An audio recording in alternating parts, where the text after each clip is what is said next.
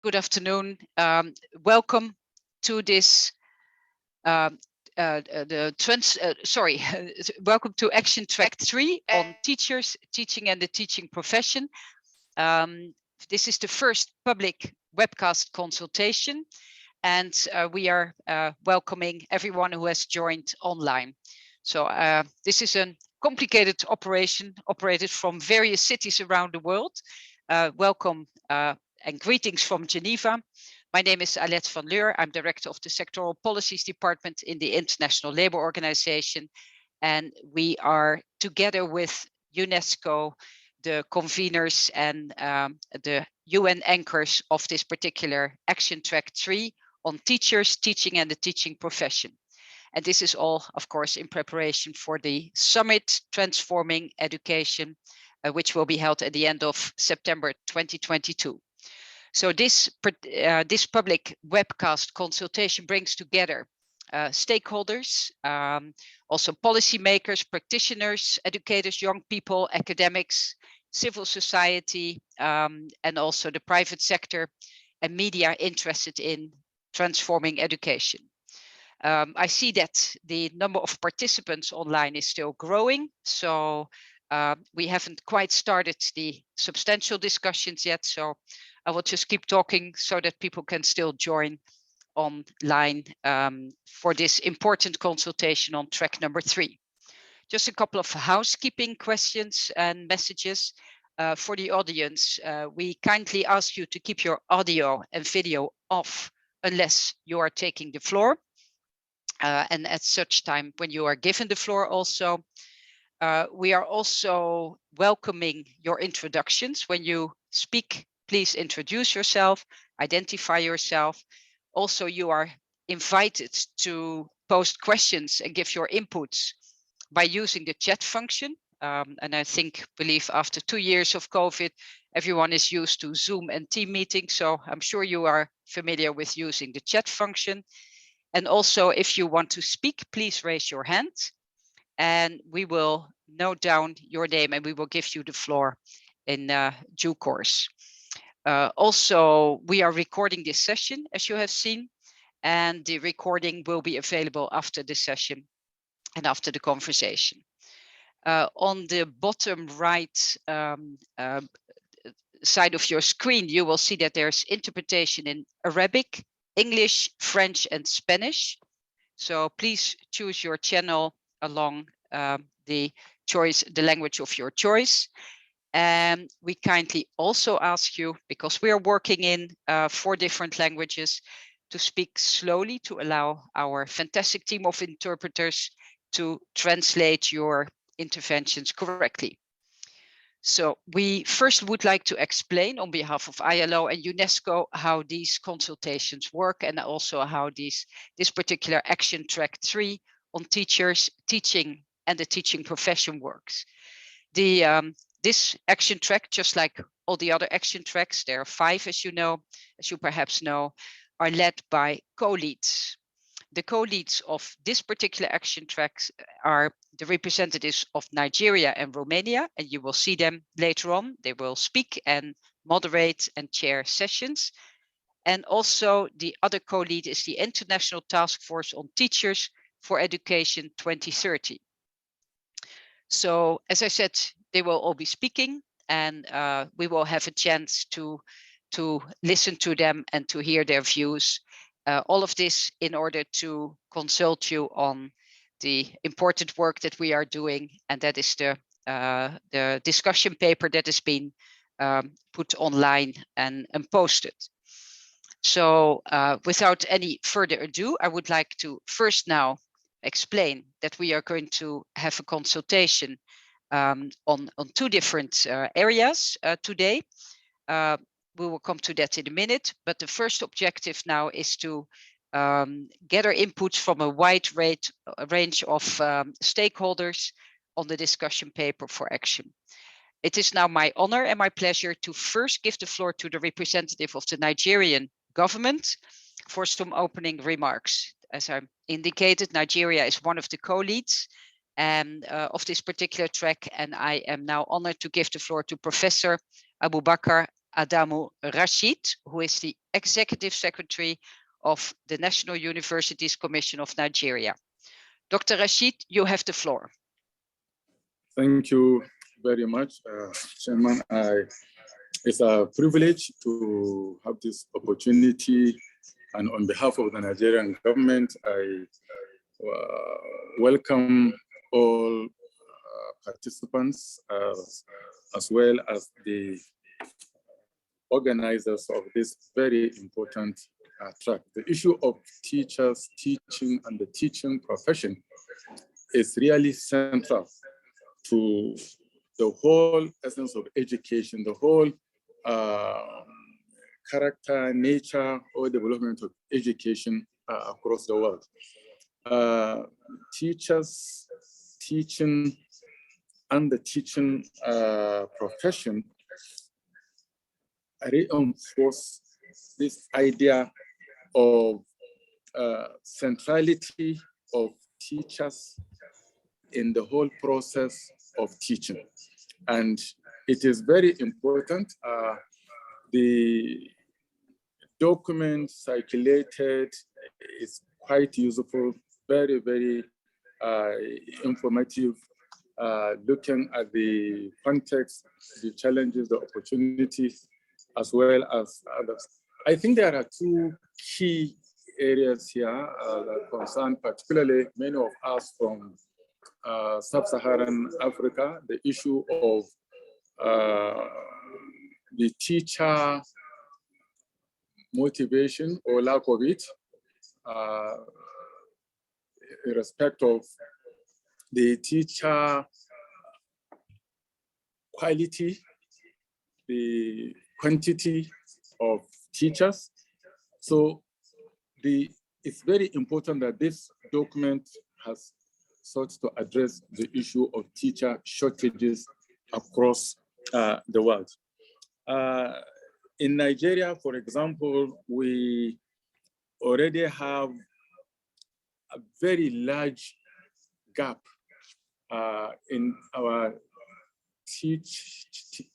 teachers from the lowest level to the highest level. And unfortunately for some of us, we have probably the highest out-of-school children record in the world, but a number of efforts, key efforts, as I will show later, are being made to address this issue. So the Nigerian government is grateful to be involved, and we're grateful to the World Bank, to UNESCO, to ILO, to others, and we hope at the end of the day, we will be able to shape this document and some policy decisions will be able to emerge at the end of the day. It is, of course, a little bit difficult for many of us from sub-Saharan Africa and some developing countries to be comfortable sitting down discussing about teaching profession across the world because of the disparities. I mean, the status of the teacher in Nigeria or in Niger or in Ghana is certainly different from the status of the teacher in European countries, in US, in other places. And because of the different levels of developments in the countries, because of the different differences in perception of the society and so on. But where we can all agree, it's not a question of the actual remuneration, for example, to say how much do we pay the teacher, but the relative significance or lack of significance of the teachers within our societies. So I once more welcome other participants, and I hope as we begin to take the sub-themes topic by topic, we will be able to address the issues and at the end of the day, widen the views, the options available, the options available before us so that we will be able to reach some agreements, some compromises in what the final document will be. As I say, we have the Nigerian position here, but this is not, I'm not speaking just on behalf of Nigeria. So I will leave that and perhaps circulate it later after this meeting. I once more thank you very much and welcome you all. Thank you. Thank you very much, Professor Rashid. Thank you for your opening remarks, which really sets the scene for the discussions today. For those that have joined late, Dr. Rashid is one of the co-leads for this action track, the consultation also of today. And we are now going to start the the consultation on the discussion paper. There are 4 main issues which will be discussed in 2 different separate parts. The first part will discuss shortages and working conditions.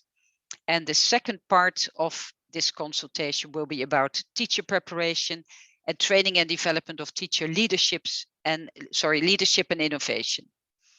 So I am now very pleased to give the floor to my colleague, Oliver Liang, who is the head of public services and also the senior education specialist in the International Labour Organization, to provide an outline of the first part of the discussion paper. Oliver, you have the floor. Thank you very much, Alette, and hello to everyone. Thank you for joining this consultation. So I hope you've all had a chance to see the paper that was posted online last week. The paper aims to capture some of the major trends and situations around the world with regard to teachers and teaching. And certainly one of the great issues that has come up has been teacher shortages, and very related to that topic, teacher status and working conditions. The paper, and I'll share a slide, just one short slide for a second, I hope everyone can see that, discusses a number of trends and issues in this area. As Dr. Rashid just pointed out, shortages is something that is prevalent in sub-Saharan Africa. There have been various estimates of how many millions of teachers are still needed to reach the 2030 goals. The current estimate, I think, is around 15 million. So that is indeed a great shortage of teachers. But teacher shortages also exist in many developed countries where indeed there is a lot of attrition and difficulty in retaining teachers or attracting top graduates into the profession. It should be noted that in some countries, although they are very much the minority, there are also overproduction of teachers, and you in fact have, in that sense, some teacher unemployment. What the paper looks into are possible paths for addressing this very urgent and dire situation. And one would be to introduce more flexibility in the hiring of teachers in terms of both qualifications, but also in terms of employment types, looking at potentially volunteer teachers, getting people from the community to act as teachers where they can and where they can be adequately trained and supported, and to look at various entry paths into the career of teaching, be it from people who have been teaching already as contract teachers or as otherwise uncertified teachers, as a way of getting the necessary qualifications, or people coming from other professions who might have great experience, but would like to get into the teaching profession. Now, some of these solutions have been around for a while and have not been without their problems. And I think the greatest question for the community today is, how do you tap into what could be some of the benefits of those strategies without undermining the professionalism that I think everyone agrees is what teaching should be about? In other words, how do you maintain quality of teachers and the professional status of teachers, while at the same time making the profession as flexible enough to indeed meet the challenges of reaching the adequate number of teachers needed to achieve the SDG 4 goals? And we're certainly hopeful that today's discussion can help us think better about how to refine some of these strategies or other strategies that could be used to address the teacher shortage. Very linked to this question, of course, is also the question of working conditions. And I think Dr. Rashid has already mentioned some of these. Wages in many countries are still below similarly educated adults working in similar types of professions. So it is not a profession that necessarily has wages that necessarily attract lots of qualified graduates. Wages are often paid late or not paid at all. There are problems in dispersing funds to teachers, especially in rural areas. This is well known. At the same time, the wage bill represents often over 90% of the actual expenditure on education. So it is not a small question. Even small raises in teacher wages can lead to significant budget constraints for education ministries. So this is an important question. Linked to work conditions are also issues like hours of work. We know that teachers, besides classroom time, also have a lot of time, growing time dedicated to pastoral duties, dedicated to administrative tasks, dedicated to extracurricular activities they might have to be responsible for.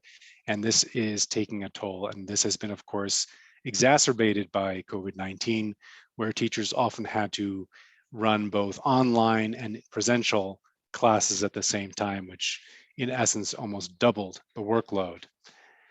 Unfortunately, this profession has also been beset by a lot of stress, harassment, and violence.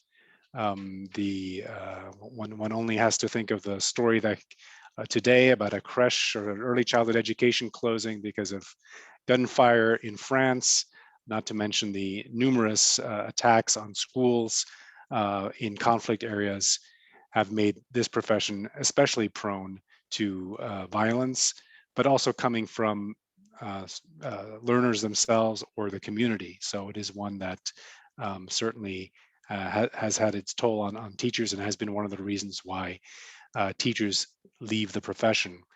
Work-life balance is also an issue, again, exacerbated by the COVID-19 pandemic. And finally, and perhaps this is a little bit harder to quantify and to define specifically, but the social and professional status of teachers, as Professor Rashid mentioned, has been in decline. It is no longer a profession that necessarily has the authority or the social regard that it used to have, although I think there can be some debate as to whether it ever really had that high regard and whether this is actually a long-standing problem. I certainly have found in literature dating back to the mid-1800s complaining about this particular issue. One of the avenues that this paper explores and pushes is the importance of social dialogue, and with it, the related core labor rights of freedom of association and collective bargaining as strategies for addressing these issues.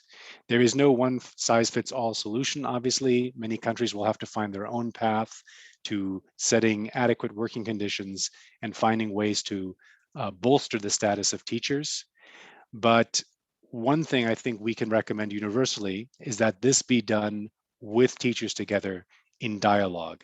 And of course, it's no surprise that the International Labour Organization has fairly developed doctrine and practice in this area. And we would of course be there to support countries that wish to develop their social dialogue institutions and their social dialogue with teachers to include not only their working conditions, but in terms of wider education policy as well, because the two are inextricably linked. A country's education policy will inevitably have an impact on the working and professional conditions of teachers, and it's best to develop such policies with the very people who are going to implement it. And for that reason, this paper very much explores the possibilities of social dialogue for addressing these issues. I hope that's useful, and I look very much forward to your reactions to these particular issues in the paper, and above all, the kinds of solutions and recommendations and good practices that you may have from your rich and diverse professional life that could contribute to the discussion on this issue. Thank you. Thank you very much, Mr. Oliver Liang, for that introduction of the first part of the discussion paper on issues such as teacher shortages and working conditions. And it's now my pleasure to give the floor to the other co-lead of this track, and that is the representative of the Romanian government. And it's my honor to now give the floor to Presidential Advisor on Education and of the Research Department, Ms. Ligia Deca, who is of the Presidential Administration of Romania. Ms. Ligia Deca, you have the floor. Thank you. Thank you, Alet. Hello to everyone. Indeed, it is my pleasure on behalf of Romania as a co-lead country to be opening up the floor for the first section of interaction in this meeting. The first discussion that I have the pleasure to moderate is dedicated to what Oliver presented earlier, meaning the teacher shortages and working conditions. In order to have also a very concrete written base for our future work, we would like to start by inviting all of you to use the Jamboard and the chat to send us your written comments. We will have about 5 minutes, 5-6 minutes for this, after which we will convene back to the plenary in order to discuss your points of view and the contributions made. As guiding questions, we have two. They are also on top of the Jamboard. The first question is, how can countries better address teacher shortages, especially in light of the post-pandemic shortages? And second, what step can countries take to provide decent work for teachers? And I would like to underline that both oral and written comments can be made in English, French, Spanish, or Arabic. So without further ado, I invite you to submit your written comments. And in 5 minutes, 5-6 minutes, we will reconvene here for the oral discussion. Thank you.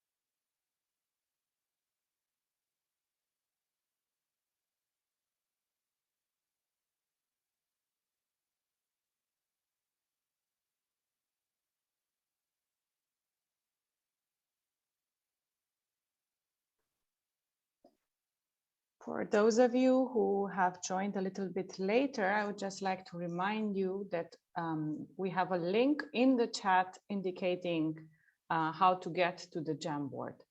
So feel free to use it. And as you can see on the screen, we already have various contributions.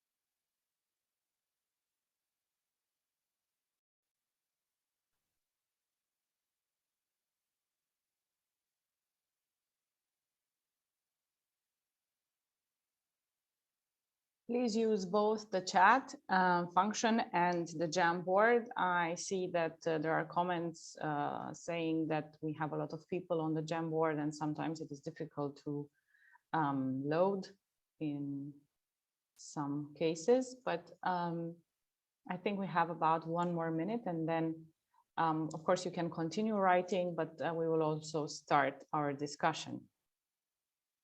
Thank you to those who already signaled their intention to intervene.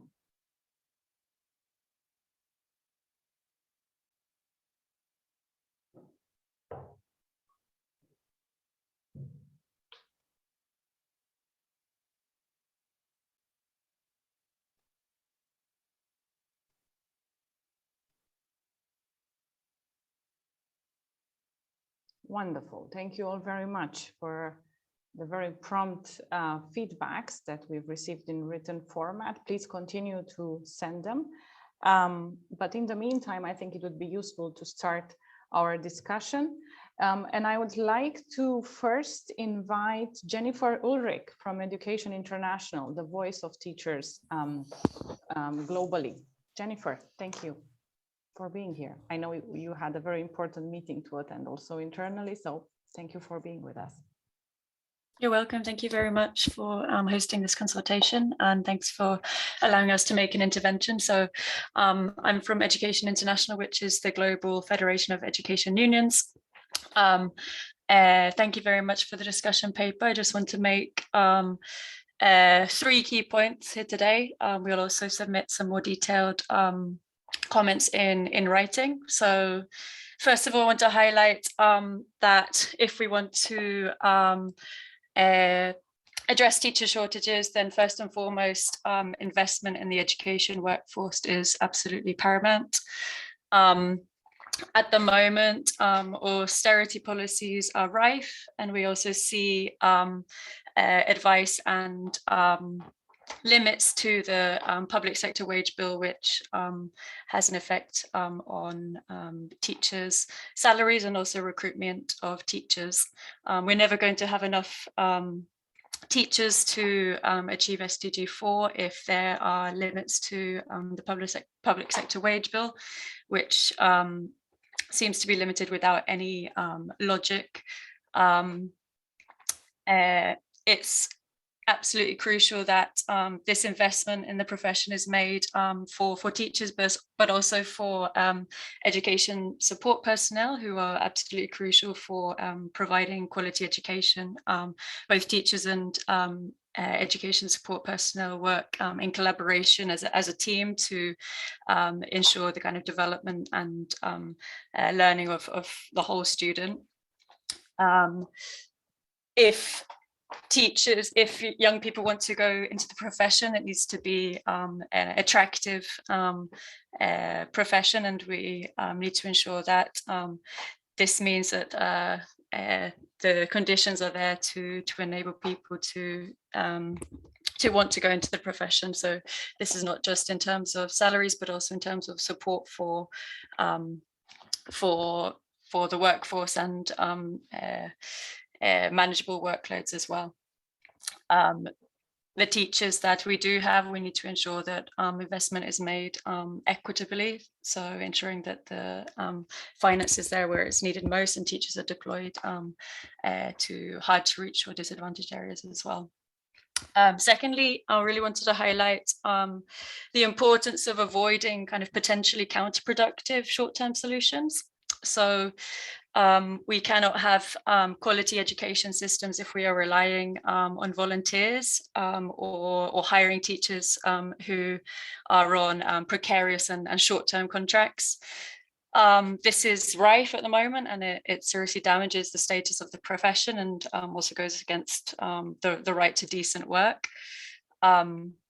This is absolutely key for us. And thirdly, I just want to also highlight, it is there in the discussion paper, but we think it's absolutely crucial that any comprehensive teacher policies that are made need to be done so in collaboration with the education workforce. So we need to focus our efforts on strengthening mechanisms for effective social dialogue and ensuring that there is collective bargaining and also the right to freedom of association. So teachers' expertise really are absolutely crucial to developing quality teacher and also wider education policies. So yeah, I did a survey on the status of teachers in 2018, and the findings show that unfortunately the status hasn't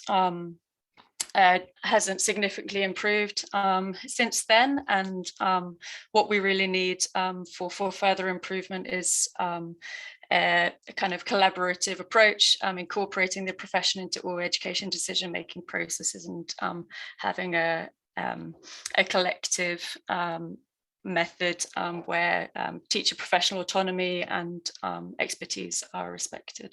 So thank you very, very much. Thank you very much. Now I would like to invite from ActionAid David Archer, and perhaps remind you that due to time constraints, we would like to be able to keep the interventions to 2 minutes maximum. David, please.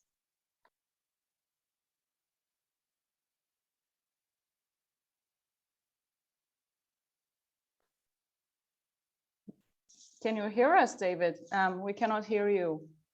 Sorry, I've just got cut off for a moment there.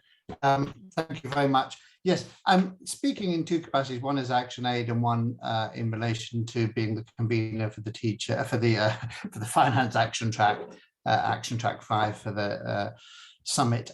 As we're working on that Action Track 5, we're trying to figure out some sort of really bold propositions on the financing side.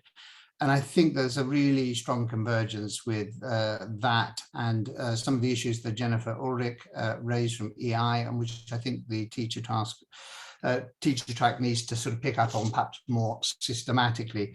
If you do have constraints on your overall public sector wage bill, it's almost impossible to achieve those constraints without holding down, cutting or freezing the pay for teachers.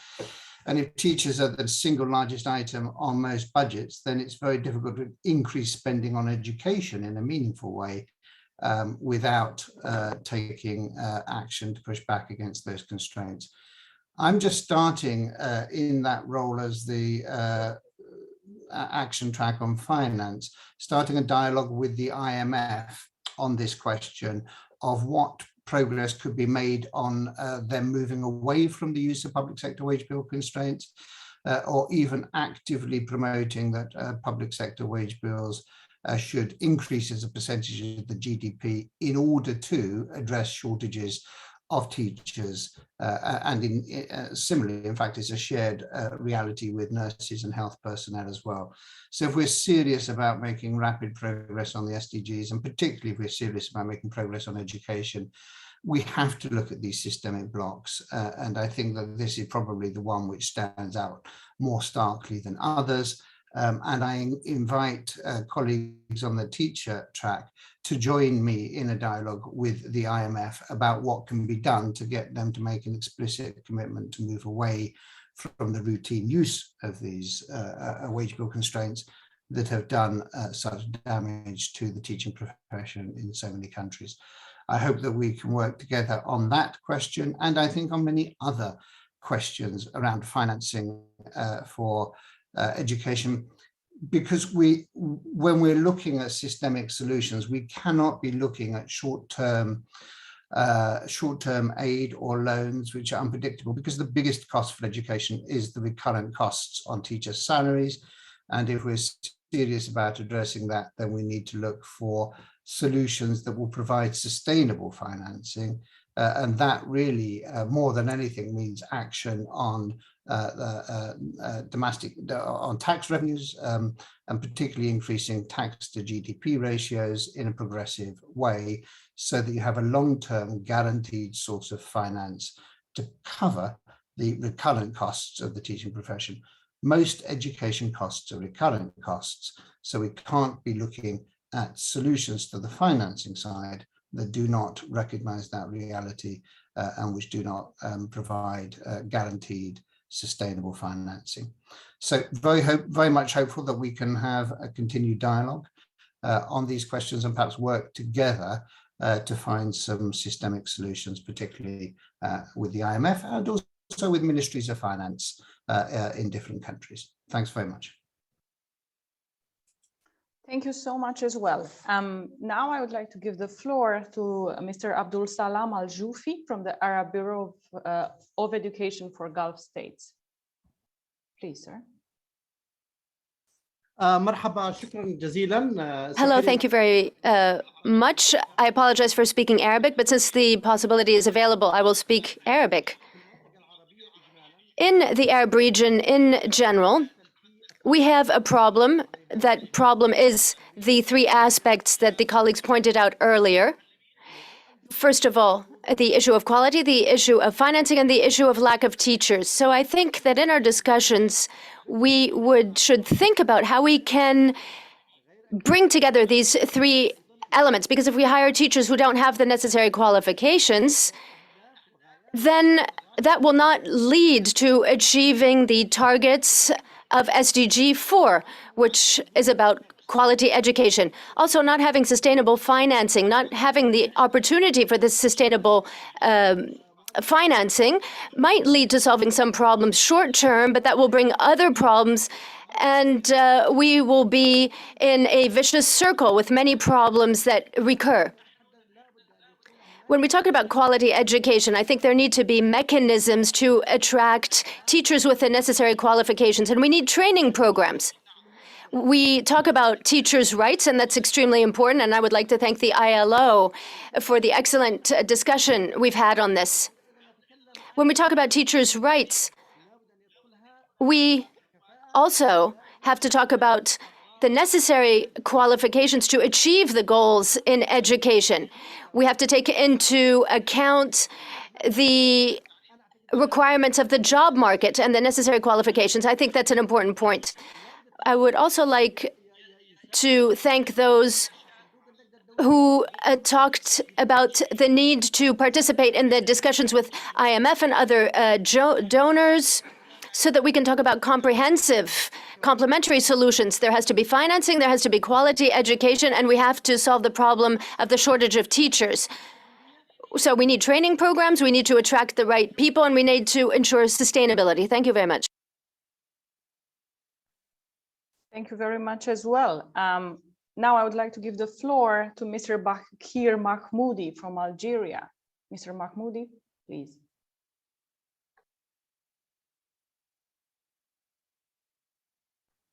Can you hear us, Mr. Mahmoudi? We cannot hear you. Yes, hello? Yes, Bashir Mahmoudi is my name. I'm from Algeria. Good afternoon.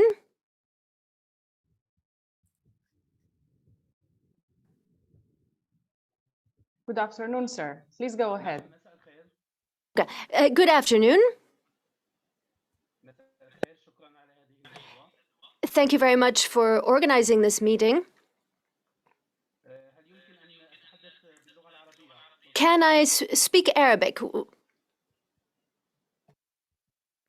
Yes, you can. Interpretation is provided, so no worries. Please go ahead.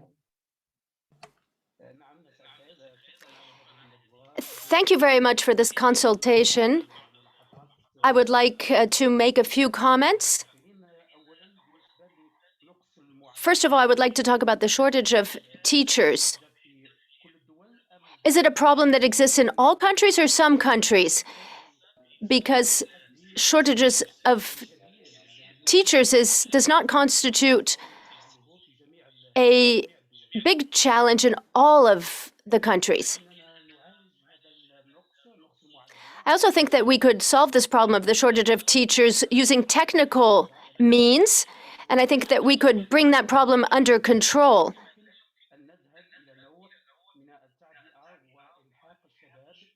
And I think that we need training so that youth will enter the teaching profession, and that way we will be on our way to achieving SDG 4, achieving quality education.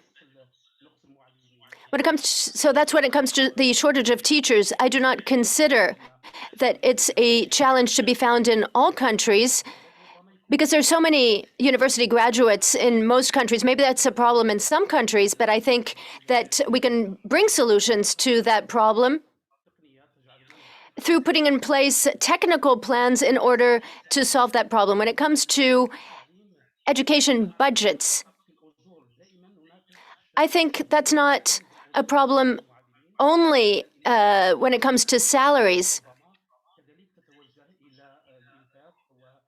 because there are other types of spending. And I think that there are plans in which teachers themselves could participate, and this would improve the status of teachers. And they could participate in educational research, and these other activities would bring them additional income. They could participate as members of scientific research teams, especially research in education, because improving the status of teachers can't come only through salaries, because salaries are a fixed amount, and so they can't be improved easily. And perhaps the problem can't be solved in all countries, But perhaps it would be better to improve the status of teachers through other sources and other ways of improving their status, for example, including them in research laboratories and centers. And that would allow them to get some additional income, perhaps through scholarship. The person who spoke at the beginning from Nigeria talked about improving the status of the teaching profession. We can't do this if teaching isn't providing satisfaction and if the quality of teaching is not very good. We have to talk about how satisfied people are with educational services and the contribution the education can bring to everyone in society. One last point. I think from a technical perspective, we will be able to solve the problem of the shortage of teachers through training programs. There could even be training modules on the internet in order to try to solve the problem of teacher shortages if it's a big problem in specific countries. Thank you very much. Thank you, Mr. Mahmoudi. I have 3 more speakers on my list, and due to time constraints, I'm afraid I have to close the speakers list. So please keep your strength for the next part of the debate. I will now invite Mr. Chris Henderson, working with the Interagency Network for Education in Emergencies. Chris, please. Thank you so much, Lydia. A really quick point, and first I want to congratulate everyone that's fed into the discussion paper. It's very thorough and it checks all of our concerns from a perspective of the INEE. I think one thing that is missing, however, and it addresses a big why question for us, is this question of teacher well-being. And if we're looking at teacher shortages, if we're looking at issues around the status of the profession and how to attract people into the profession, we also need to promote that it's a form of work, it's a way of working that in which you can be well. But we can't achieve teacher well-being in our current state, where teachers are underpaid or often unpaid, where their working environments are unsafe, and where they continue to risk their own mental health and well-being in order to serve the well-being and safety of children and adolescents. So I think one thing we would like to see in the discussion paper, and I think this does speak to issues of teacher shortages, is how, in being a teacher, is it a profession, is it a career in which you can also be well supported, be well, and contribute to the well-being of your community as well. So that's all I'll say for today. Thank you very much. Thank you also for the brevity and the eloquence. Now, from Germany, I had Eilien von Noten, if I'm pronouncing it right. I don't know whether Germany still wants the floor. If not. Yes, quickly. Okay, please. Sure.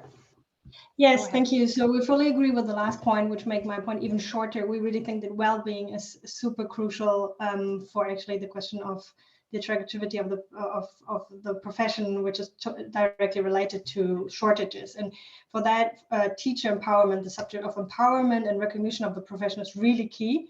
We have been through decades where we communicated to teachers that they owe the systems. In fact, it should be the other way around. And the decades of this carrot and stick approach has done a lot of damage. The accountability approach has done a lot of damage to the profession. And that's why it's so important to really include teachers. We've also had that before. So the co-design is extremely important. And especially what we have observed and we are currently designing is to co-design in-service teacher training solutions with teachers. And use really, if we want to, we have to move quickly. We have to act now. We cannot afford another decade to lose time. So if we want to be quick and efficient, we have to really use low-tech approaches and include teachers in those approaches.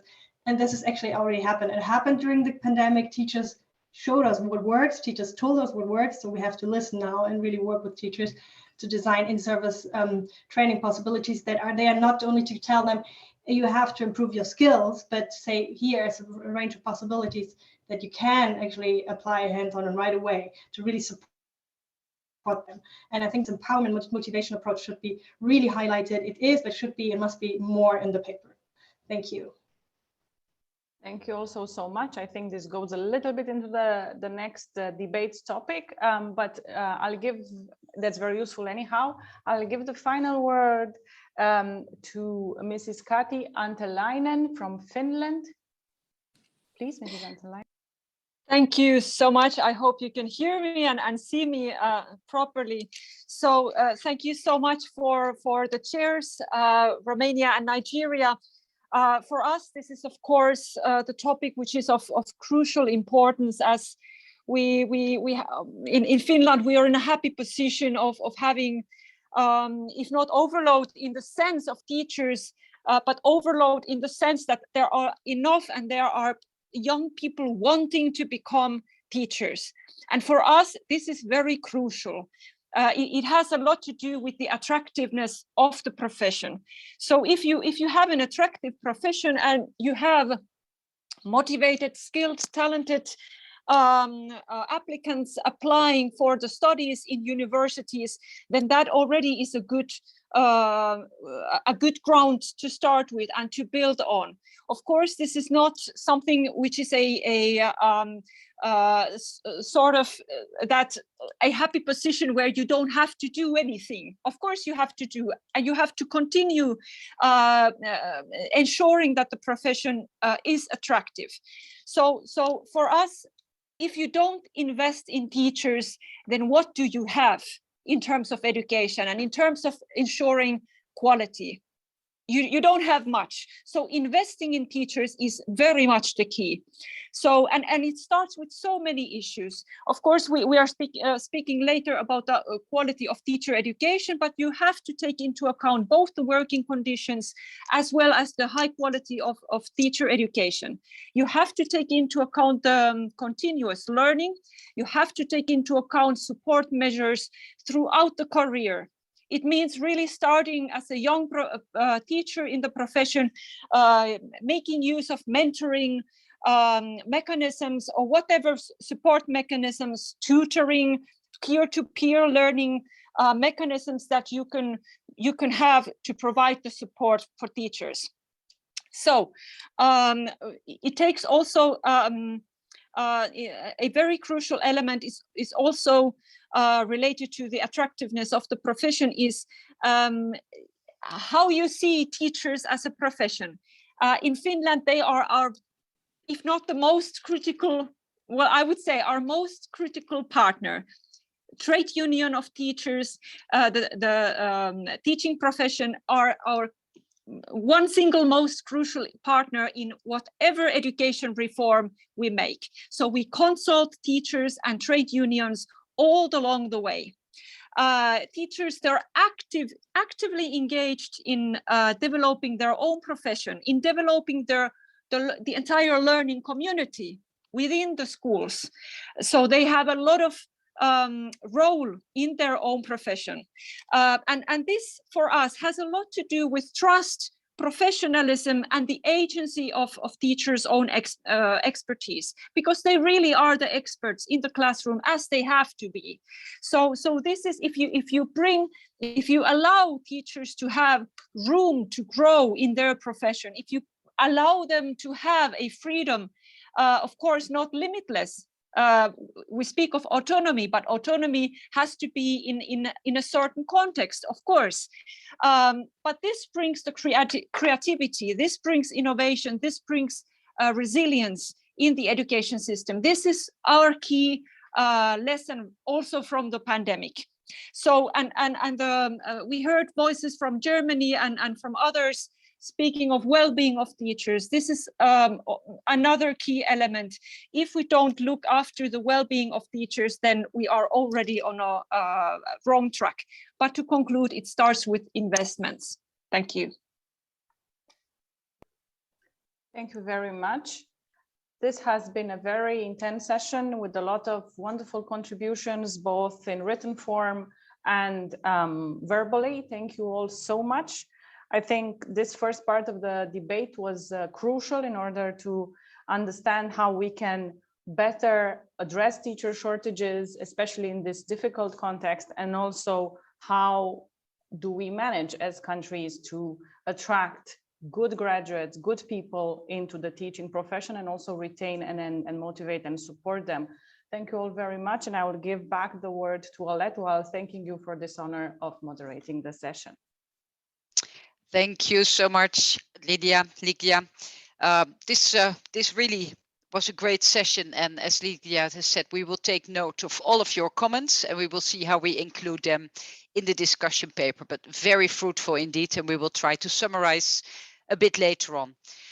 So now it's my honor and pleasure also to give the floor to the representative of UNESCO, and he will lead us through that second part that I announced earlier, the second part of the discussion on teacher preparation and training and development of teacher leadership and innovations. And the floor is now to Mr. Carlos Vargas, Chief of the Section for Teacher Development in UNESCO, as I mentioned, and head of the Secretariat of the International Task Force on Teachers for Education 2030. Carlos, you have the floor.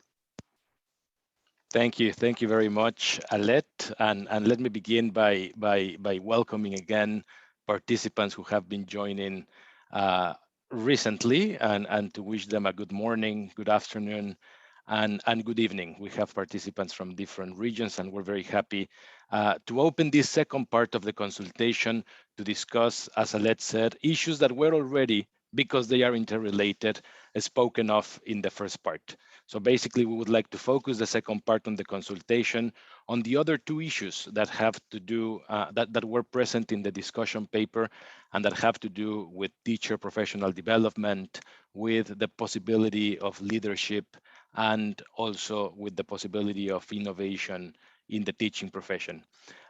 Before we get into it, and you will be again in the chat receiving the link to the Jamboard. It's a matter of flipping the pages till you arrive at the questions that we have prepared. But I would just like to make a very short recap of the rationale of the issues that are presented in the discussion paper to frame our conversation.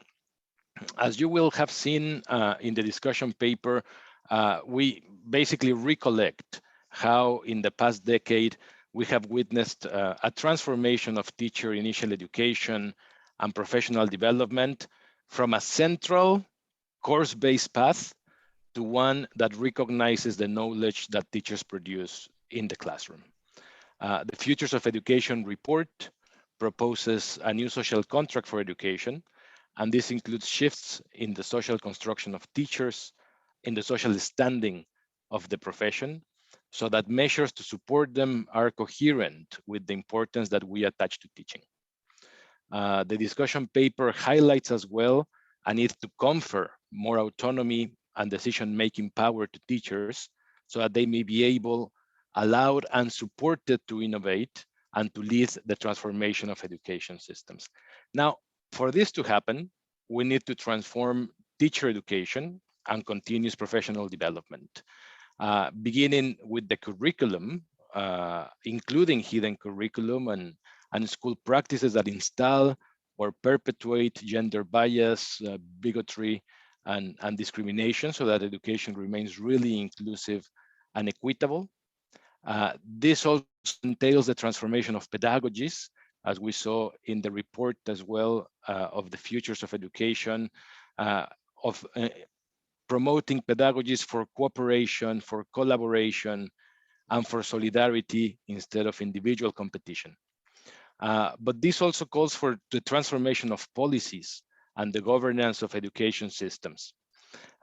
In terms of the latter, education systems need to change to allow more room for teacher participation and for social dialogue, as has been mentioned in the previous session. But the governance of education needs to change as well, so that systems are supportive of new ways of doing, of innovations and teacher-led initiative, instead of curtailing their agency by means, for example, of restrictive inspection systems or school directives. Issues around, for example, the curriculum, the coverage, or the prioritization that we have seen calls for decision-making of teachers in the curricular fields, but also in the pedagogical, in the assessment of learning. Again, it's about finding room for collaboration, for solidarity, and for trust and investment in teachers. We've heard about motivation. We've heard about support today. And we also heard from the colleague from Finland about the need to make the profession more attractive, which does not only depend on remuneration and the working conditions that we have seen, but also with making the profession more intellectually rewarding, one that brings back the voice of teachers to the conversation. Now, on the screen, you will be able to see some of the issues around the changes that we would like to see in these two areas. As you have seen in the paper, we have structured the challenges and the solutions in short, medium, and longer term, looking at the different changes that are needed. In terms of teacher education and professional development, in the short term, we have, of course, the issue of teacher preparation for changing realities, as we've seen in the COVID, but for diversity to be represented in the classroom and to deal, for example, with not only sanitary, but also environmental, economic, and political crises that we see throughout. In terms of the medium term, we see the need for teacher professional communities to support this transformation. Again, allowing the teachers to be centerfold of this transformation means that teachers can form professional communities in which they exchange, in which they reflect, and ultimately bodies in which they participate. This is the idea of the long-term transformation to support teacher agency and autonomy, as has been mentioned by Education International, one that moves from consultation to deliberation, to decision-making with teachers as policy partners. And finally, in terms of teacher leadership and innovation, in the short term, we see the need to document, analyze, and make the best of the teacher innovations that we have seen, for example, emerging of the COVID-19. They need to be scaled up. We need to learn from the different developments that teachers did during the pandemic, but not only, to support the recovery process. In the medium term, we see the need also for teachers and school leaders, as we said, to be part of the decision-making processes. And finally, this needs also the support and the motivation, as was mentioned before, for teachers to grow throughout their careers. So the need for career development, for career pathways, from novice teachers to more experienced, to teachers that mentor others, to teachers that become leaders in the different fields. So I'll stop right there so that we can focus on the questions that we have for the consultation. And I'll ask my colleagues to probably present what these questions are. The first question, and if you can also share, colleagues, the link again to the Jamboard. If you can have a look at the Jamboard, we already have a couple of questions that are finding answers. One of them is, how can countries ensure relevant and quality pre-service and in-service training for teachers? And the second question is, how can countries foster innovation and leadership in the teaching profession? So as we did before, we're going to give a couple of minutes for the different participants to please enter the Jamboard. Again, the link is in the chat. And if it happens that you're not able to enter the Jamboard, please feel free as well to raise your hand and to type in the chat some of the comments. We will come back to listen to you and to engage in conversation in about 3 or 4 minutes time. So we'll pause right here and we will give time for you to type your recommendations and on the policy solutions to ensure relevant and quality teacher development and to improve and foster innovation and leadership in the teaching profession.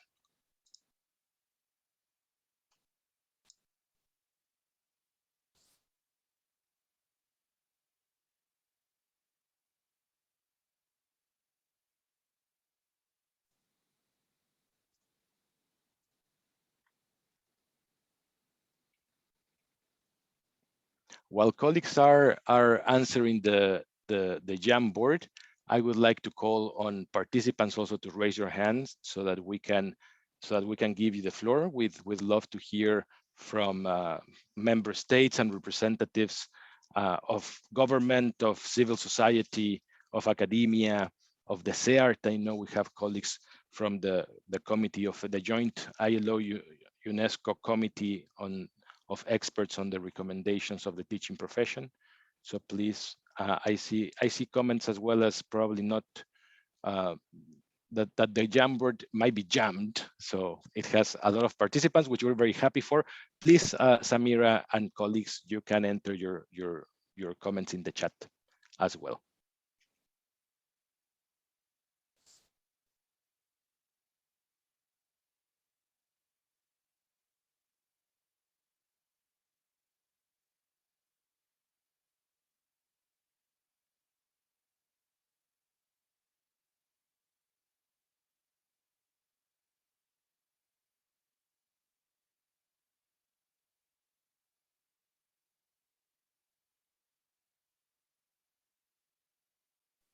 I keep seeing comments in the chat about the Jamboard being busy, so please do feel free to write your comments in the chat as well, and also to raise your hand if you want to come in live as well.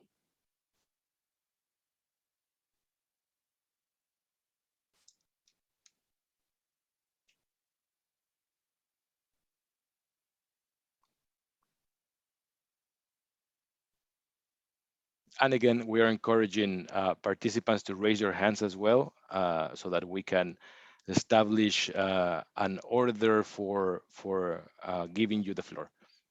Bear in mind, we will have to keep our interventions to 2 minutes so that we can give the floor to as many participants as possible. So please, by a raise of hand, I will be able to note the roll of order.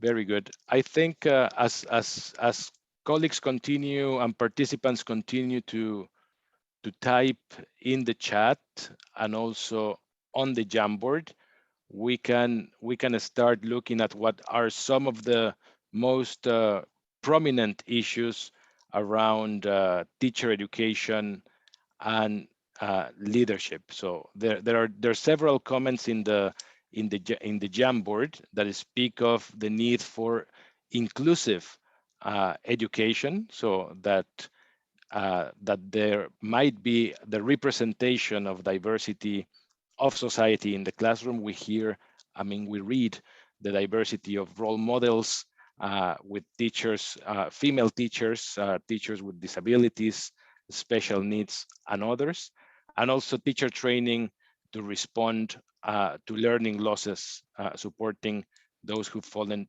the furthest behind. Training on inclusive pedagogies, again, adapting the curriculum to the diversity of students, including with learning disabilities. So as colleagues continue to type away in the Jamboard and in the chat, I will call upon Dr. AlJaffy from ABEX, if you want to take the floor, please. شكرا كارلوس على هذا العمل الرائع الذي تقومون به، والحقيقة بأن كلا السؤالين. Thank you very much for the wonderful job that you do. Both of these questions are highly interesting. The Arab States Bureau for Education is highly interested. I think that the training of teachers is a crucial issue, and the major problem that we encounter is to establish a link between the development of a teacher training and then their career development. And this is a crucial issue. Perhaps in your efforts to find appropriate mechanisms for vocational training, that could be a path for a solution. I was Minister of Education and Teaching in Yemen, and I encountered that difficulty. Some teachers, after undergoing training didn't have recognition for their qualification, and then they had no promotion within their profession. And that is highly important to me. Any vocational training must be followed by promotion. Promotion must be dependent on vocational training and professional development. Both of these issues must be linked. Now, a different issue has to do with leadership and innovation, and this is also crucial. We cannot access innovation without institutionalizing schools, teaching establishments. We need prerogatives for the head of the school. They must have an agency. It's a problem we encounter in Arab states, but also elsewhere, I believe. The issues for head teachers is that they have no margin for maneuver. They have daily tasks and they cannot innovate. So either schools become institutions that do have agency, that do have prerogatives and an ability to innovate, or they are just a cog in the machine. And we need to encourage those teachers that are exceptional, that do have an ability to innovate. And this must be done at grassroots level, in the schools themselves. You cannot have innovation in schools if they don't have recognition as an institution, as an establishment that has a certain amount of prerogatives and agency. Thank you. Thank you very much, Dr. AlJaffy. We take note of the interrelationship and the need to actually embed teacher development within career promotion.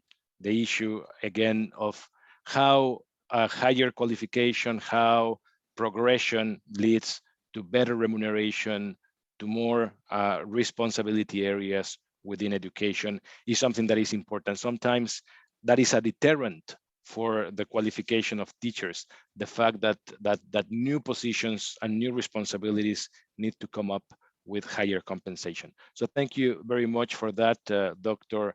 AlJaffy. Now let me continue with Ms. Mona Laroussi, et vous pouvez prendre la parole en français si vous voulez. You may speak French if you wish. We do have interpretation. Et si vous pouvez vous présenter, s'il vous plaît. And please introduce yourself. Thank you. Yes, briefly. Indeed, I prefer to speak in French as I work with the Institute of Francophonie for Teaching and Education, which is part of the International Organization of Francophonie too. So I can only take the floor in French.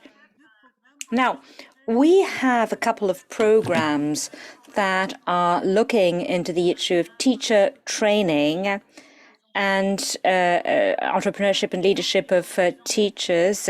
We have a national school and language program, and we also have a distance teaching program for teacher training. So I'm going to try to respond to the two questions that you've put.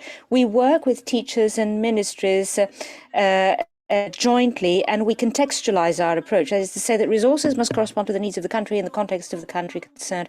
So within the context of the country, you have the issue of national languages. So we work with the national languages of countries. Teaching is, of course, easier, especially for younger children. And also, we can train a greater number of teachers. So we can more rapidly achieve our aims in terms of training. We also work on long-term support for teachers. You can't have a one-shot training course and then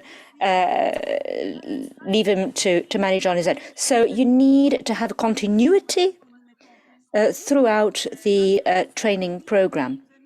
So, of course, COVID put us in a situation where the digital approach has become crucial. So we do use digital teaching, but we try also to access those teachers that may not be connected, may not have the internet. So we try to provide a disconnected approach of digital learning.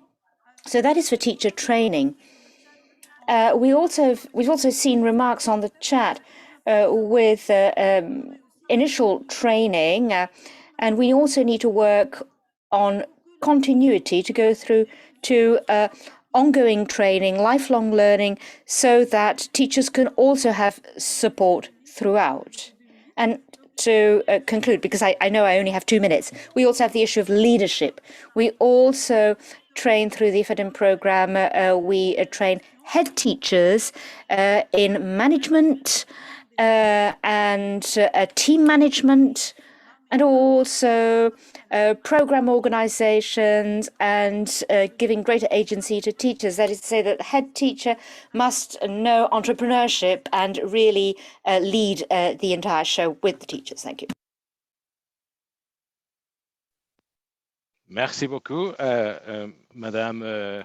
Thank you very much. I would now turn to there's a number of comments in the chat, and I think it's important we take note also of the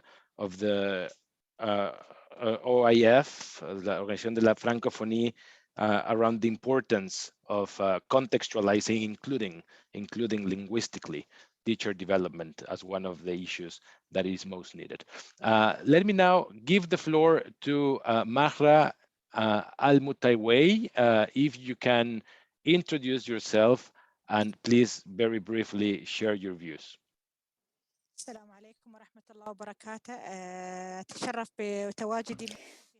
Thank you very much. I'm delighted to be with you today. I am from the regional center, or category 2 center for the assessment of education, and we are delighted to be participating in this debate. Let me reiterate what Professor AlJaffy was saying a moment ago. We absolutely need professional promotion to be dependent on training and the degree of qualifications of teachers and their degrees. This policy of professional promotion should also be designed in the framework of the national policy for teachers. And that national policy must be very clear on that point. It is not only an issue for the Ministry of Education, but also for all establishments related to the development of human resources at national level, such as the Ministry of Labour. And another issue that I wanted to mention has to do with training programs for teachers to ensure that they can exercise their profession as teachers. So they should not only have theoretical curricula, but also practical training to be an example for these teachers. We need a balance. We need to restore the balance between theoretical knowledge in the field of education and the practice of teaching. And I'd like to thank again UNESCO and all the international organizations that are managing this consultation process. Thank you. Shukran, Madame AlJaffy. So we have heard not only from our last participant, but also in the Jamboard, the issue of training, of the specificity and the practicality of teacher training as something that needs to be introduced in teacher education and professional development. There are a number of comments in the chat, and in the Jamboard, we still have a few minutes that we can dedicate to this. So if anybody would like to take the floor to further share views and recommendations on the transformation of teacher professional development, of teacher initial education in terms of the pedagogies that are needed. We also saw in the chat the social dimension, the psychological and the emotional also dimension of teaching that has been unveiled as one of the areas that is key, not only because of the pandemic, but because of different circumstances, precisely and particularly in times of crisis. So let me see if we have any other speakers that would like to react to this question on the specificity of teacher training, of teacher professional development, and the kind of skills, the kind of competencies practical has been mentioned, but also context sensitive that can be included. I see none. So if that is the case, let me just do a very quick wrap up on the question as to how countries can ensure relevant and quality pre-service and in-service training. So we've heard thus far of the necessity of embedding teacher professional development within careers. We've heard of the need to adapt and to contextualize teacher professional development and practice so that it is responsive to the context in terms of the diversity of the communities, in terms of language as well, and also in terms of the practical dimension. I think it is important to mention that every time more the classification and the programs for teacher development include this practical dimension, and the way that we deal with practicum and that we do it throughout life as a lifelong learning exercise is part and parcel of the transformation of teacher training that we see. And finally, just to mention some of the comments coming from the chat and from the Jamboard, which speak about the need to invest to allow teachers to participate in communities of practice, actually the infrastructure that is needed, not only for teachers to participate within one school, but actually to do it cross-sector in different schools and in different geographies. The possibilities that ICTs also allow for continuous professional development is something that has been mentioned in the chat. There has been also mention of prioritizing different understandings of effective pedagogy to allow different views, including that of indigenous peoples, that of minorities, and that of the diversity of groups that compose the school and education altogether. So if there are no other hands, I do see one, Lisette Carolina, si quieres presentarte. If you would like to introduce muy brevemente yourself and then perhaps very briefly give us your point of view. Yes, hello. Good day. Can you hear me? Yes, we can hear you. Go ahead. Thank you. So just very briefly, something that I'd like to contribute to this discussion. I think it is important to give responsibility to teachers themselves for their training. That is to say that teachers should play a major role in their own training so that they can create their own pathway, their own plan for their training, which would then be in correspondence with their plans for their life. Now that I am a teacher, what is the role that I have as a teacher? How does that integrate into my life? And how does this enable me to plan my training to strengthen my skills? I think that that is very important. I think this is an important role for the teachers themselves to be able to think of their own training and to decide about it. Thank you. Thank you very much. Indeed, I think this is a very important point to contribute.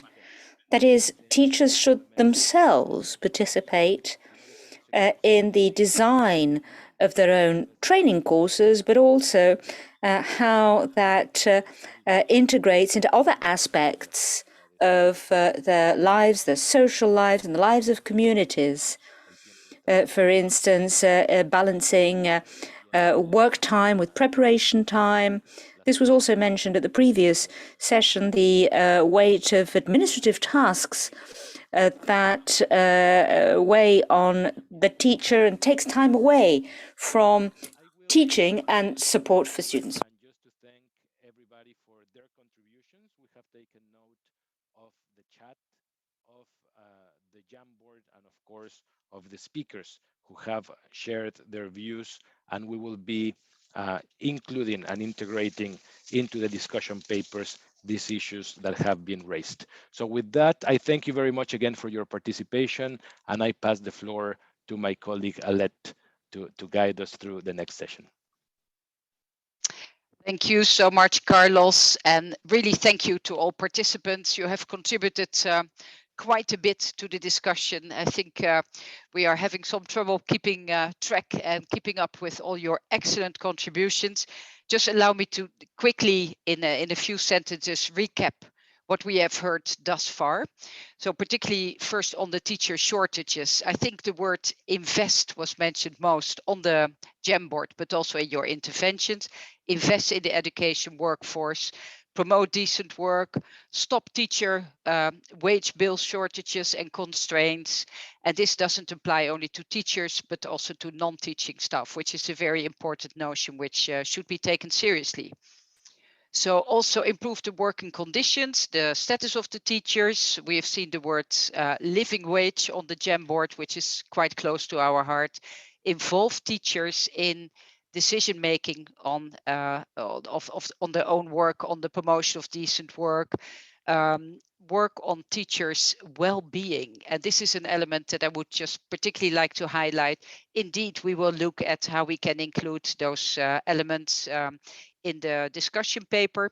In-service training, of course, we have heard them. Social dialogue, empower the teachers, involve them, again, give them a voice and involve them in items that concern them. Collective bargaining, freedom of association. We also heard a call to engage in partnerships, and that was a very welcome contribution. Work in partnerships, not just with ministries of finance, but also ministries of labor, which of course is very important, and also with IMF and other international organizations. I think Carlos has already indicated and summed up what should be covered, what should be included and further considered under discussion point number 2. The only thing I would like to add that it's very interesting to see from the Jamboard that everyone acknowledges that teachers are no longer just educators, but that they are coaches, that they are mentors, that they are sometimes pastors, that they have to educate on climate change, if we have seen, that they are sometimes health workers, and yes, sometimes they are even police officers. And so all of those additional skills that are required from educators should call for inclusive, innovative training policies. And on leadership, I heard a very interesting notion that on leadership development, that should also include practical training, entrepreneurship, team building, and other skills. And I think the most important message was really throughout, involve the teachers themselves, also in the design of their training programs. And now we go to the third part of the discussion, and that is now the third co-lead. And I am very pleased to give the floor now to the representative of the International Task Force on Teachers for Education 2030, and who will lead us through the final part of the discussion, where we will discuss recommendations and commitments. So without any further ado, I call on Dr. Khalifa Al-Suwaidi, member of the Board of Trustees, Hamdan bin Rashid Al Maktoum Foundation for Distinguished Academic Performance. And I apologize for the pronunciation of the description of your foundation. And Dr. Khalifa, you have the floor now. Over to you. Thank you, Madam Chair. Thank you for giving me such an opportunity. I'm going to speak in Arabic, so if you need to go to the down on the screen and change the language, it's the opportunity to do so. Assalamu alaikum wa rahmatullah. May the peace and grace of God be upon you. The last topic we will be discussing during our meeting today is recommendations.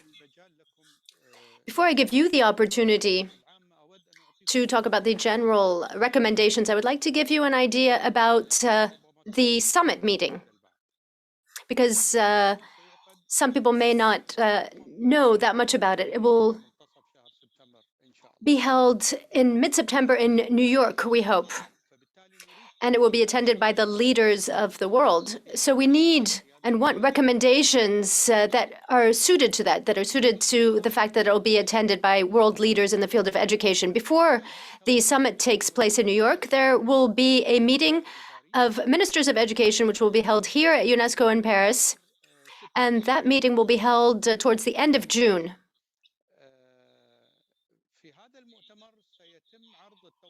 During that meeting, the recommendations will be presented to the honorable ministers of education. Therefore, we need recommendations that are clear and brief so that they can be included in the report.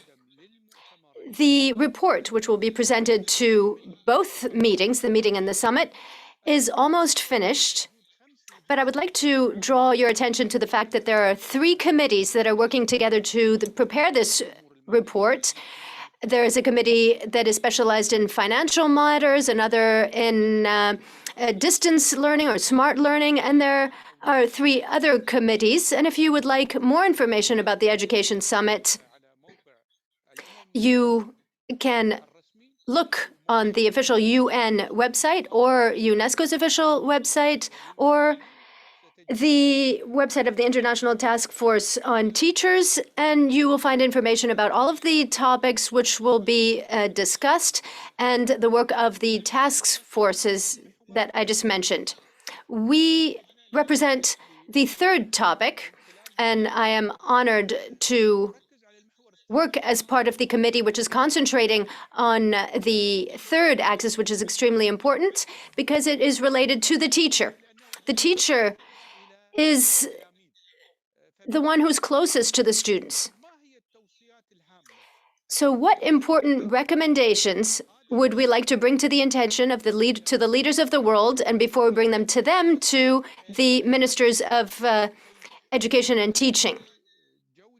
And recommendations that are related to the preparation of teachers, capabilities, training, etc. And as I said at the beginning, we would like recommendations which are phrased in a simple manner and which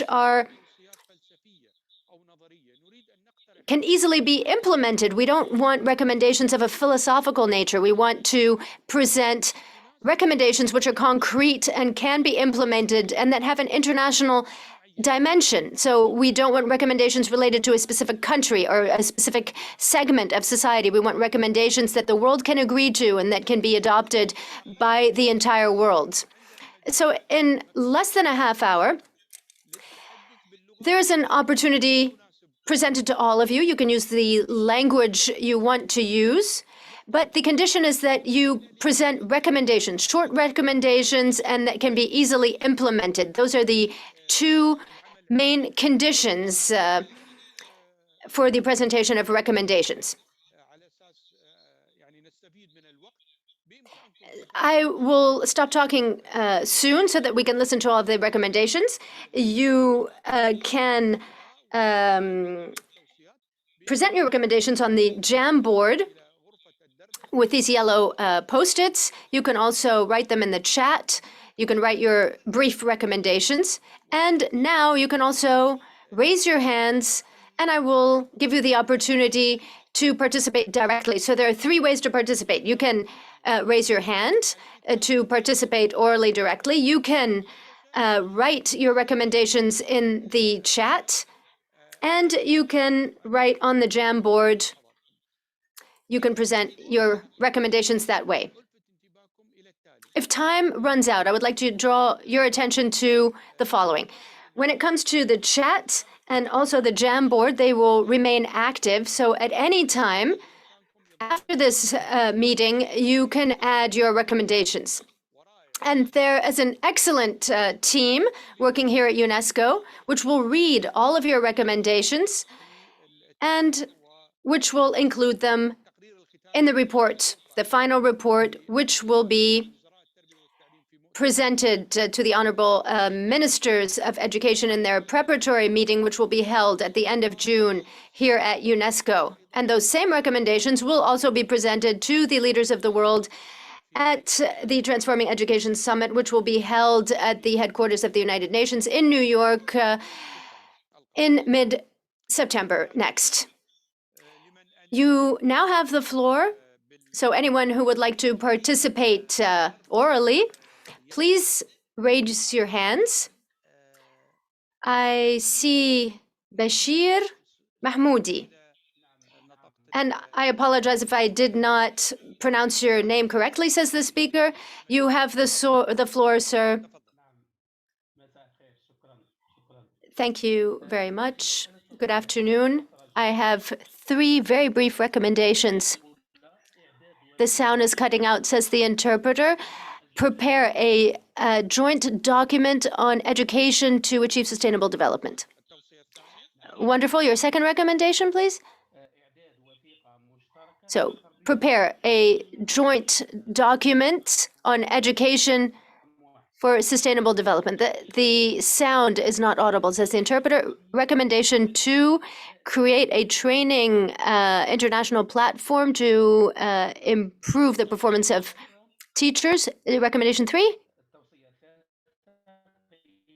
Third recommendation, to measure the extent to which progress has been made on the SDG related to quality education, SDG 4, and this during the meeting with the ministers of education, which will be held in Paris. Those are my 3 recommendations.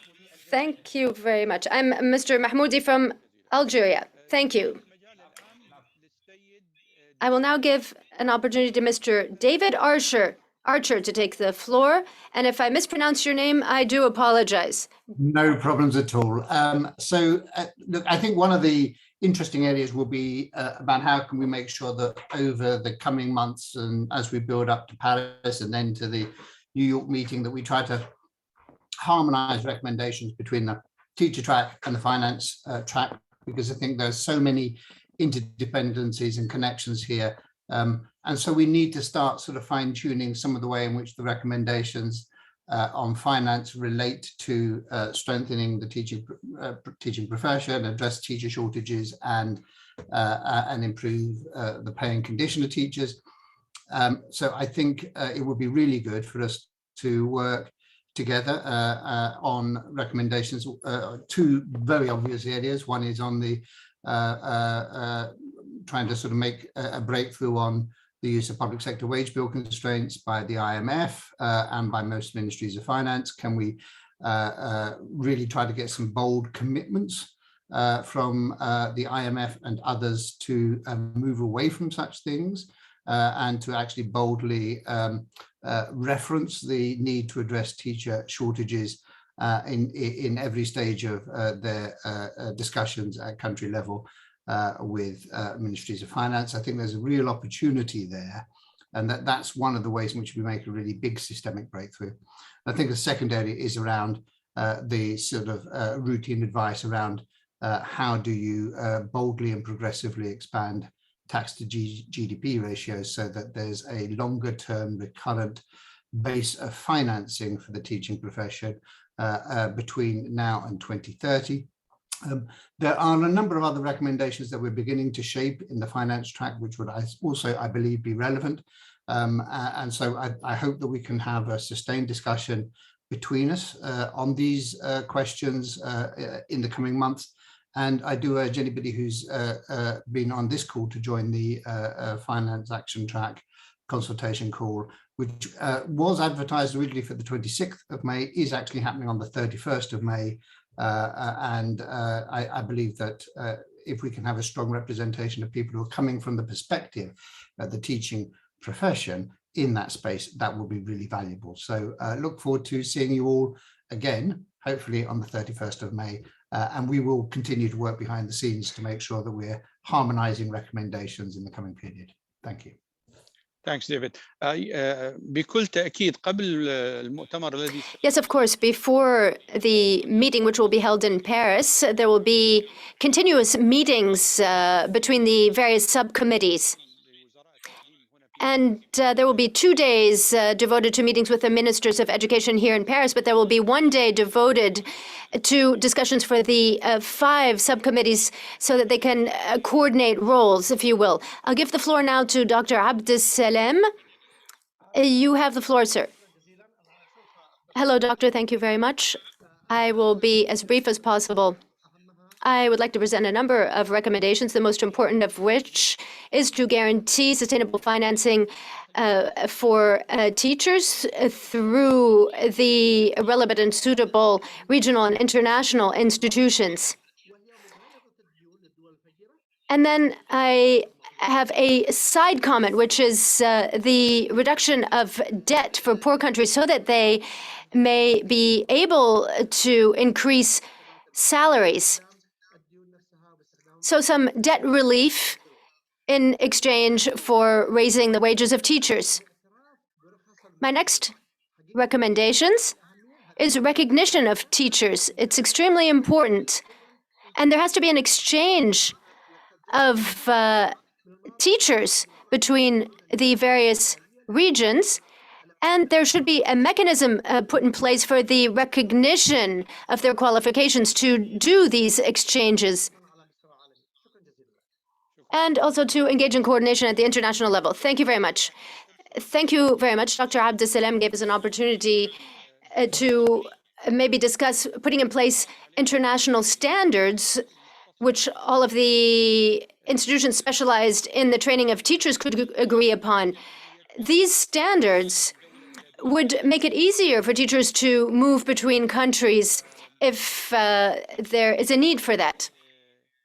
I will now give the floor to Lydia Dika, and if I did not pronounce your name correctly, I apologize, and you have the floor.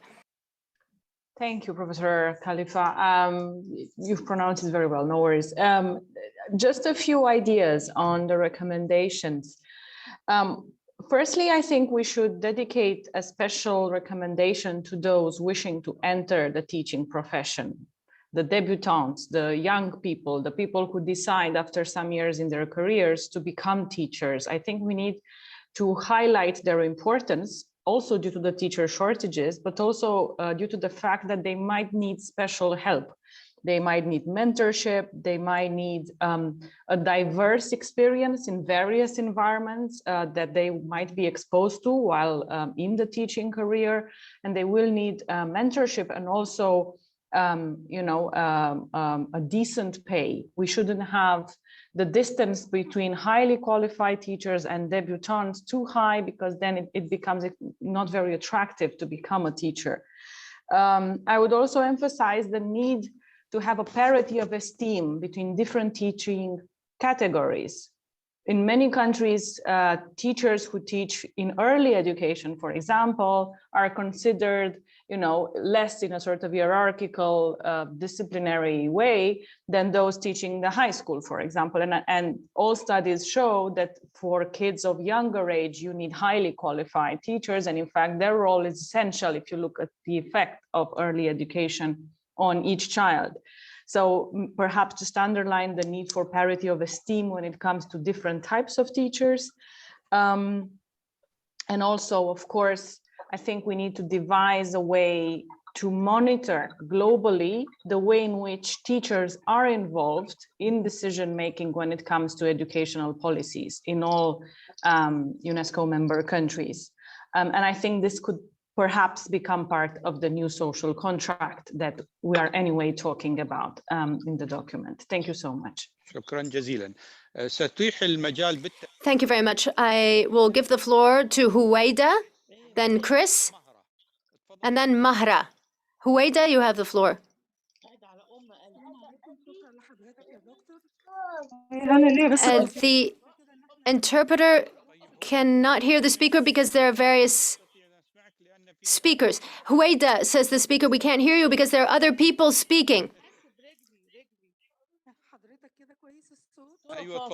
Can you hear me now? Yes, go ahead. Thank you very much for having given me this opportunity. The interpreter cannot hear the speaker. Huwaida, says the speaker, I'll give the opportunity to speak until your situation changes. Chris, تفضل. Chris, go ahead.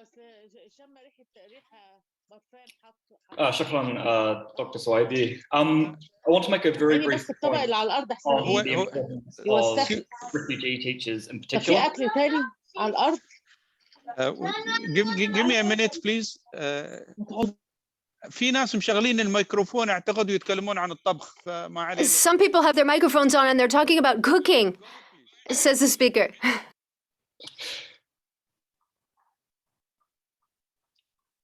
Yes, go ahead, please.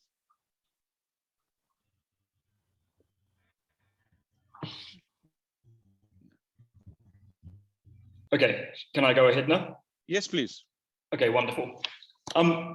As important as cooking is, I do want to raise the point of, we now have 69 million teachers that are needed to fulfill the shortage, but we've also just reached the grim milestone of 100 refugees living outside of their current countries of origin.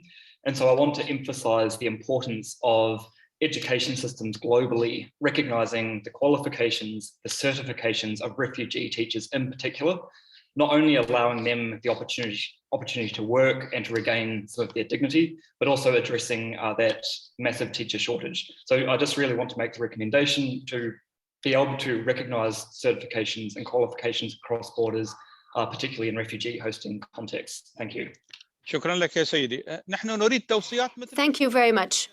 We want recommendations just like Mr. Chris's recommendation, direct recommendations that are brief. Mahra, you have the floor. May the peace and grace of God be upon you, Dr. Khalifa. It is an honor for me to be amongst you during this consultation. When it comes to the recommendations,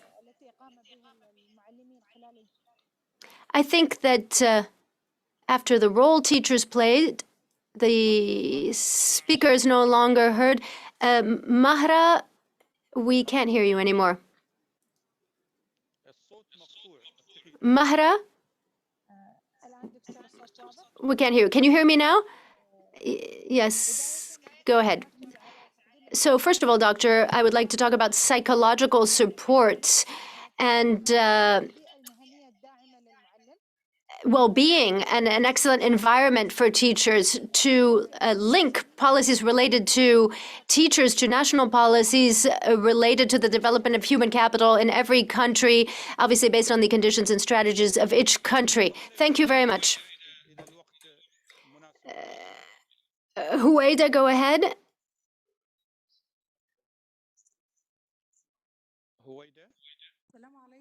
Huwaida? Hello, doctor. Thank you very much for having given me this opportunity to participate. There needs to be a certificate to teach, just like the certificates are required for other professions, and teachers need training to master the tools needed for this age, and obviously we need to concentrate on quality of teachers. Thank you very much. The next speaker is from EDU. Eilien?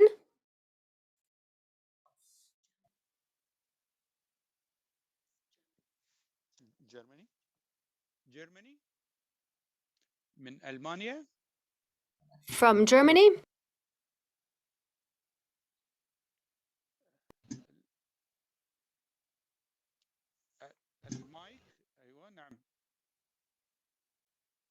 Yes.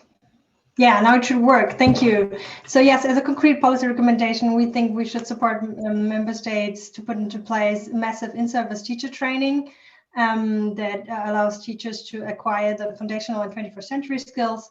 And to that end, we need to work to use the only technologies that are already scaled right now, so we can work quickly. And that is in especially least developing countries, mobile phones and messenger systems. Thank you. شكرا جزيلا. شكرا. Thank you very much. Jabir, you have the floor. May the peace and grace of God be upon you, doctor. I would like to insist upon a number of points that I heard, which are extremely important in my point of view. First of all, develop the capabilities of teachers and link to their performance. Also, schools should be institutions that, based on the policies in place, continuously improve themselves. Constant evaluation of quality of education and how much schools are respecting standards to achieve quality. Thank you very much. So if you have more recommendations, you can write them down on the Jamboard or in the chat room, which will continue to be functional after our meeting ends. As I said, we need recommendations that can be applied to all of the countries of the world, ones that are direct and brief, and can be implemented and adopted during the Education Summit, which will be held at the UN in New York in mid-September next. I think that the time is now right to go back to Elite to finish off our program. But our meeting with you will not end. We will continue to follow up on your recommendations and your suggestions. Thank you to all those who participated, and thanks to those who presented recommendations. Back to you. Thank you so much. And thank you really to all participants for this excellent discussion and these really useful recommendations.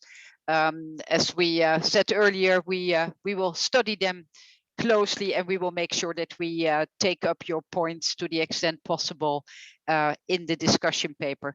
And thank you also very much, Dr. Khalifa, for your moderation and your the running of the discussion part number 3. So as Dr. Khalifa has said, this is we have now come to the end of our discussion.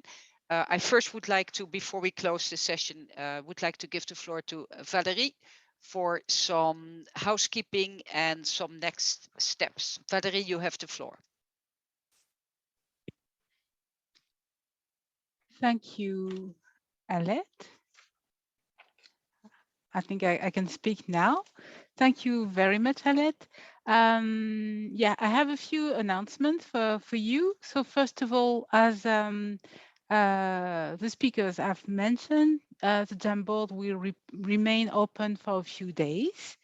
However, on the TESS website, we have opened a discussion forum that you can access. The link is right now in the chat for those who are interested to follow up on the discussion.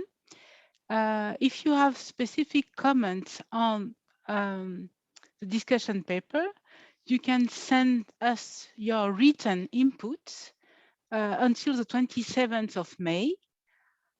You will now receive in the chat an email address, but you can also continue submission to the Teacher Task Force, which because we have contacted some partners a few weeks ago with the Teacher Task Force email address, but so you can continue, send your written input there, or use the TESS Action Track 3 email address. As Carlos or Oliver mentioned at the very beginning of this consultation, we are looking for good practices. The TESS discussion paper is highlighting some of the best practices, but for member states and stakeholders to implement them, we need a more thorough description of those those good practices. So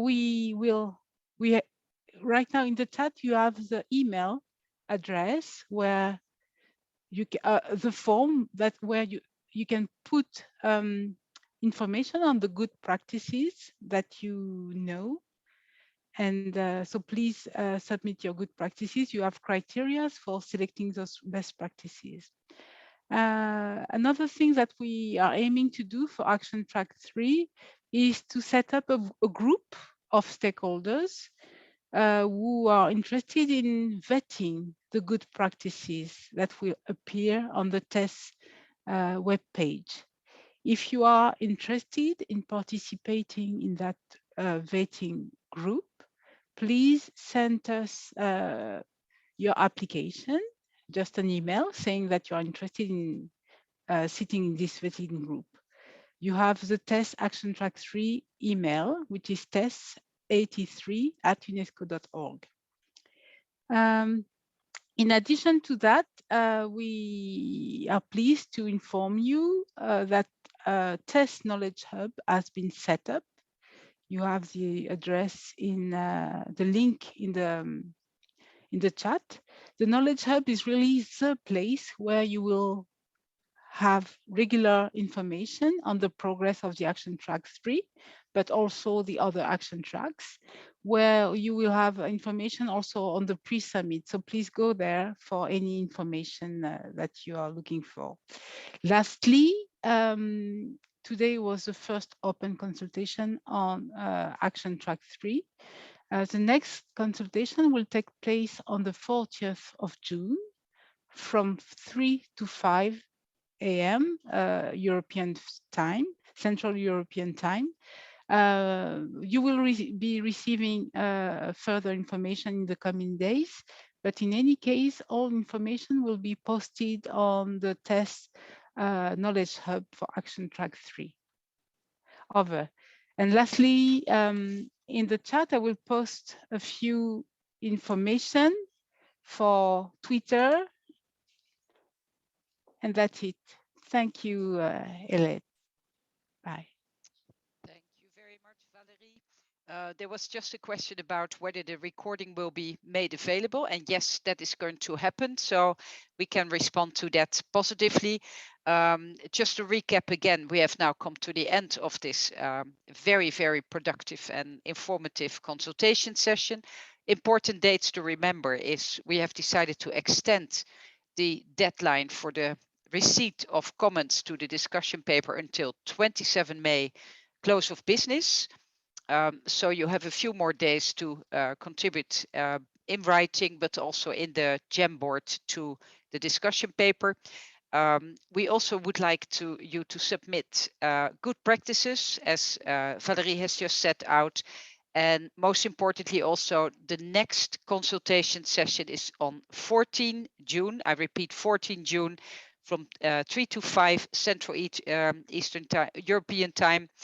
And now what remains is to thank you very much for your active engagement. We encourage you to stay engaged in this process. The discussion paper is getting better and better, but in order to do that, we need your inputs. I would like to thank the 3 co-leads, and that's of course the governments of Romania and Nigeria, but also the Teachers Task Force, also for their convening and moderating of this session. And again, we encourage you to stay actively engaged in the process. And again, thank you so much for your really, truly wonderful contributions thus far. So, and with that, I now declare this meeting adjourned. Thank you very much. Thank you.